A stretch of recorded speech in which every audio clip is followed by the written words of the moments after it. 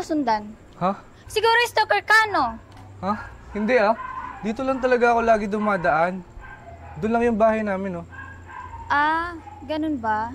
Sorry, akala ko kasi stalker ka eh. Hindi, sige. Okay lang yan. Sige, uwi na ako.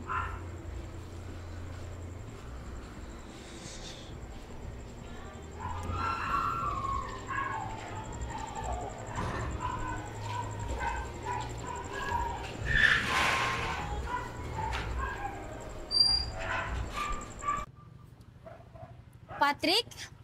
Uy, Ella. Ikaw pala yan. Andito ka na naman? Oo. Taga dito ako, di ba? Doon lang yung bahay namin. Ah, ganon. Lagi ko kasi napapansin na lagi kita nakikita sa park, grocery, mall. Hanggang dito ba naman? Bamalay ko. Baka talaga nagkakataon lang. Siguro crush mo ako, no? Kaya lagi mo ako sinusundan. Ano ka ba? Sasabi mo. Siguro nagkakataon lang. Sus, kunwari ka pa. Crush mo ako, no? Hindi nga sinabi. Alam mo, crush din kita eh. Kaso nga lang, torpe ka. Hindi ako torpe, no? Mahihain lang talaga. Kung crush mo ako, dapat ikaw na unang mag-first move sa akin para makuha mo ako. Hindi nga. Ah, di bale, tuturuan kita kung paano mag-first move. Halika, sumama ka sa akin.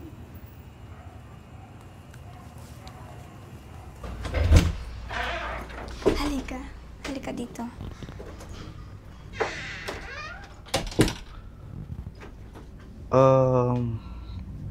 Anong ginagawa natin dito? Tuturuan kita kung paano mag-first move. Teka lang, masyado maaga para dito.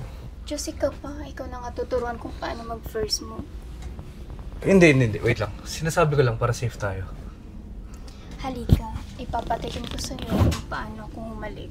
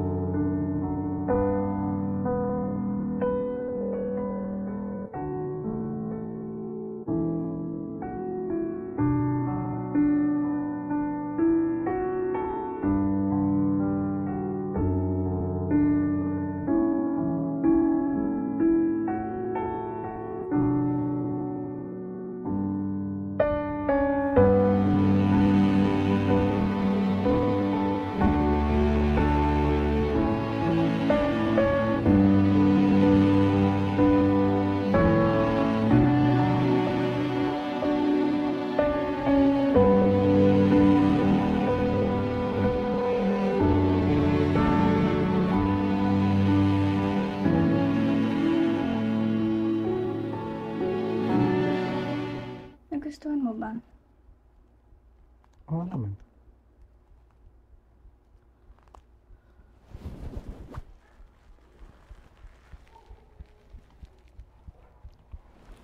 Thank you. Wala yun. Grabe. Lupit ng ginawa mo, no? Sabi ko naman sa'yo, magaling ako mag-first move eh. Well, nagulat nga rin ako eh.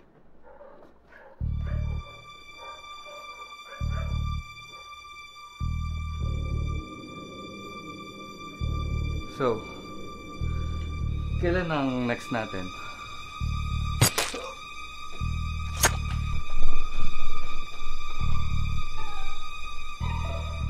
Wala nang kasunod dahil huling araw mo na to.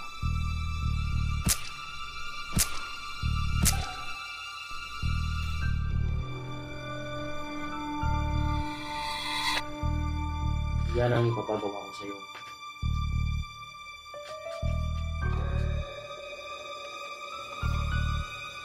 Kilala ko to ah. Schoolmate ko to. Yan ang susunod na gagawin mo. Patayin mo ang tao na yan. Anong kasalanan nito? Malaki. Siya ang taong nang rape sa anak ko. Kailangan ko mabigyan ng hustisya ang anak ko.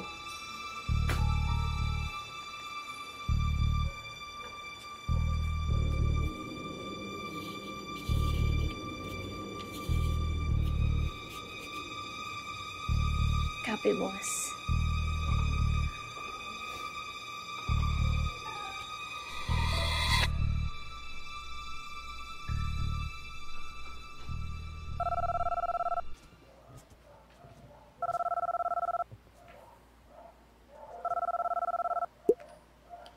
Boss, mission success.